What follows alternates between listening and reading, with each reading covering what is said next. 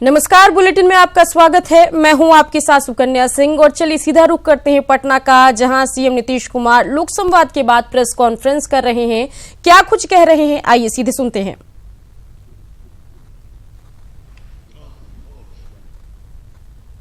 खोलेंगे तो बड़ा अच्छा बात है, जरा पोल तो खोले।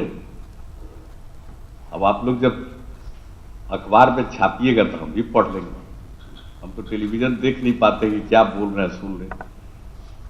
अब मनीष जी कभी कभी हमको भेज देते हैं, तो अगर वो भेज देंगे तो देख लेंगे जब फुर्सत होगा तो।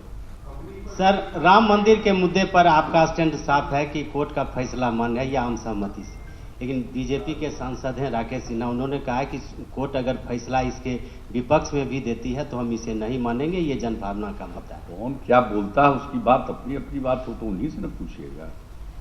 हम लोगों का जो विचार है तो बहुत स्पष्ट है।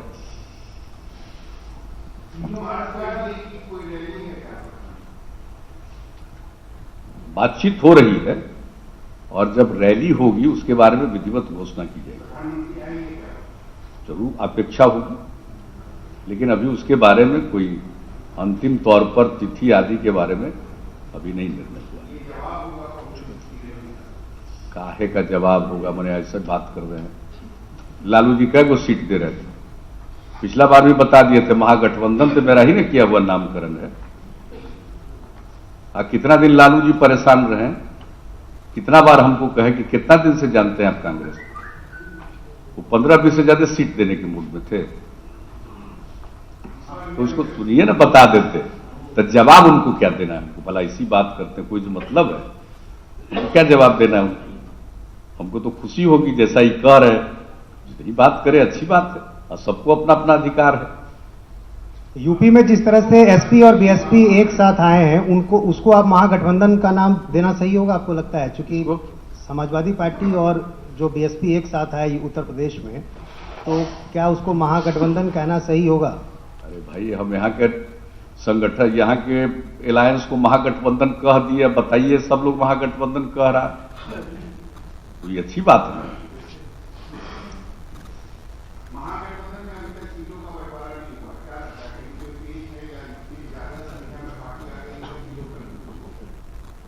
इसके बारे में हमको क्या जानकारी है, दूसरे तरफ की बात है। अपना सब तय करे, क्या करे नहीं करे, उसमें क्यों हम लोगों को उससे कोई मतलब है। आपसी सहमति होगी नहीं होगी, क्या होगा, कौन कितना सीट लड़ेगा, इसमें हम लोगों को क्या मतलब है उससे। जो जहां है अपने ढंग से चुनाव लड़ेगा। हम इन सब चीजों पर कोई प्रतिक्रिया व्यक्त करते हैं, हाँ, बाकी लोग अनावश्यक प्रतिक्रिया व्यक्त करते रहते हैं, मेरी आदत नहीं है। क्या मतलब है?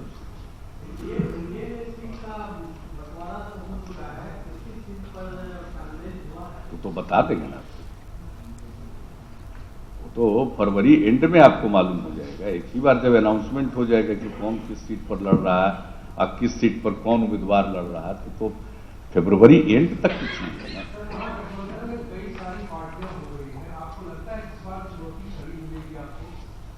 देख लीजिएगा, हमारी तो कोई उस पर जिसको कहिए कोई प्रतिक्रिया ही नहीं है। जनता को फैसला करना है। समूचा पूरा इलेक्शन वगैरह का हिसाब किताब है तो देख लेना चाहिए पूर्व का। सर, बिहार में जिस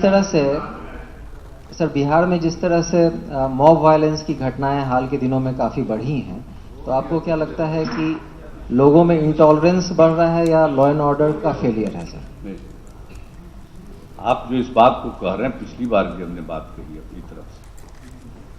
अब जो मॉब वायलेंस की बात करते हैं या कोई उसको मॉब लिंचिंग की बात करता रहता है, तो उसको पूरे तौर पर आकलन और अध्ययन कर लेना चाहिए।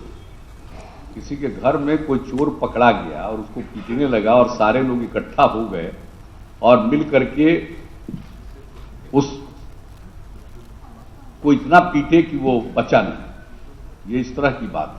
तो आप ये बताइए कि ये अभी पिछले कुछ महीने से शुरू हुआ है या जब से ये धरती है तब से? इन सब चीजों को देखना चाहिए। लिंचिंग की बात तो आई थी, मॉब लिंचिंग की बात आई थी दूसरे सिलसिले में। वो आई थी गौ रक्षा की बात को लेकर के और कुछ बातें हुई, तो उस तरह का तो कोई इंसिडेंट नहीं है, मॉब लिंचिंग नहीं है। और एक बात अच्छी तरह जान लीजिए कि ये जो मॉब मिल करके किसी को मारपीट करता है, तो बहुत सारे ऐसे लोग होते हैं जिनका स्वभाव जाने। मॉब में जो हिंसा करता है और किसी को अवसर मिलता है कि सब इकट्ठा हुआ किसी को पीट रहे हैं, वो तो पता भी नहीं करता होगा कि काहे के लिए पीट रहे हैं। और उसका कारण है, जो खुद कायर होता है, जो कायर होता है और खुद अपने परिवार में भी वो झेलता है, तो कभी मॉब में उसको मौका मिल जाता है तो सबसे ज्यादा अटैक वही करेगा। जरा सबका साइकोलॉजिकली ठीक से जान लीजिए। हम बहुत यंग एज से इसका हम आकलन और अध्ययन किए, लेकिन बीच में तो ऐसी कोई बातें, हाँ आजकल तो कुछ तो कहना है भाई, ऐसा कैसे होगा बताइए। 24 पेज का अखबार है, 24x7 है, और उसके बाद आजकल तो नया चल गया है सोशल मीडिया, तुरंत फटाफट मोबाइल पर डाल के चल। खुद भी जो गड़बड़ करता है, क्राइम करता है, वो फोटो लेके चला देता है। तो ये सब अपनी जगह पर है, लेकिन आप जो बात करते हैं ये तो बड़ा फालतू चीज है। लेकिन ये परम आपकी बात को नहीं फालतू कर, मॉब वायलेंस हुआ, कहीं कोई गलतफहमी न हो। हम ये जो इस तरह का जो प्रवृत्ति है ना, वो आज का नहीं है, और एक तरह से थोड़ा बहुत मानवीय कमजोरी का है। भाई जिसके घर में चोर हुआ वो तो पकड़ लिया, पिटा रहा, लेकिन बाकी लोग इकट्ठा हो जाता है। और कुछ लोग देखिएगा, असेसमेंट करवाइए आप, सबसे ज्यादा कौन पिटाई उस समय करता है, तो जानता है कि मॉब हमको तो कुछ कर नहीं सकता है दूसरा पल, और खुद कहीं कहीं पिटा जाता है घर में ही। तो उससे जो वो भीतर से कमजोर है, कायर है, वो ये ज्यादा काम करता है, बहुत खराब चीज है। और इसके लिए तो सोशल कैंपेन ही चलना चाहिए, क्योंकि आप देख लीजिए कि कहीं भी इस तरह का वायलेंस होता है तो ऐसा नहीं है कि केस नहीं होता, और ऐसा भी नहीं है कि उसकी गिरफ्तारी सब होता है। लेकिन ये कोई ऐसी चीज नहीं है कि इसको मान लीजिए कि ये लॉ एंड ऑर्डर का प्रॉब्लम, ये लॉ एंड ऑर्डर का प्रॉब्लम नहीं, ये तो स्वभाव वगैरह की बात है। सर, कैमूर में हुआ था एक दलित लड़की की हत्या के बाद, अभी 2 दिन पहले सर, और वो तो उसके बारे में पूरी जांच हो रही है और पूरी रिपोर्ट हमारे डीजीपी साहब बैठे हुए आपको बता देंगे। उसके बारे में जब पहली बार कोई न्यूज की जानकारी हमको मिली है, तभी से हमने इन लोगों से बातचीत किया है, पूछा है। वहां के विधायक ने भी हमको फोन किया था, बात हुई थी, और सब तरह के बारे में बात करके हम तो लगातार दूसरी जगह जाते रहते हैं, लेकिन फिर भी उसके बारे में पूरी बात, तो इसके बारे में बता देंगे आपको कि घटना क्या है और उसकी जांच ये लोग कर रहे हैं। बता दीजिए उसके बारे में, कैमूर वाला जो बता रहे हैं। ये घटना जो प्रचारित हो रही है, लेकिन उससे बिल्कुल अलग तरह की घटना है।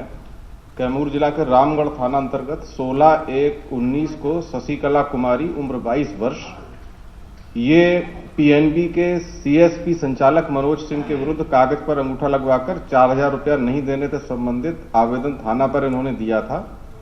थाने वाले गए, इनका पैसा जमा है, आप क्यों नहीं दे रहे हैं? उसने कहा कैश नहीं है, हम पैसा दे देंगे। इसके बाद इस लड़की ने एक आवेदन दिया थाने में कि हम इन पर कोई कार्रवाई नहीं चाहते, दोनों में समझौता जैसा हो गया।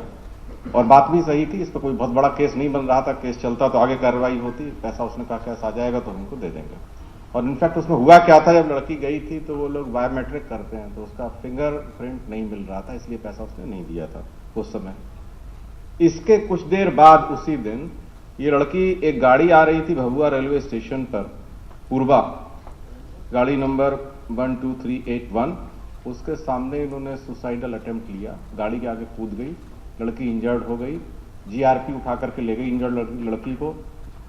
लड़की बोल रही थी, घर वालों को बुलाया, पूरी बात बताई, और राइटिंग में लड़की को इलाज के लिए पहले फर्स्ट एड करवाया मोहनिया में, और फिर उसको भेजा, घर वाले लोग ले गए वाराणसी। लेकिन अगले दिन 17 तारीख को उसकी डेथ हो गई। जब डेथ हो गई तो ये कुछ लोगों ने इसके पीछे मंशा क्या है, इस केस से कुछ लेना देना नहीं है। उधर से बहुत सारे लोगों को मोबिलाइज किया फोन करके कि इसके साथ रेप हुआ और मर्डर हुआ है। रेप की बिल्कुल पुष्टि नहीं हुई है, मर्डर वाली भी कोई बात नहीं है, ये प्योरली सुसाइडल केस है और यहाँ आकर के हमारे यहाँ थाने में तोड़फोड़ की है। ये घटना है। ये मानसिक स्थिति है, लोग 4 करोड़ पर भी नहीं करते हैं। ये तो मानसिक स्थिति है। लड़की परेशान जरूर थी, इतनी जल्दी जल्दी डिसीजन बदल रही है, पैसा लेने गई, पैसा नहीं मिला, थाने में आवेदन दिया, 2 घंटे बाद फिर थाने में आई, हम कार्रवाई नहीं चाहते हैं, उसके 2 घंटे बाद उसने ये अटेम्प्ट किया। ये तो मानसिक स्थिति है, दिन की घटना है, कोई रात की अकेले की कहीं कोई घटना नहीं है। सारी घटना दिन में हुई है 16 तारीख को।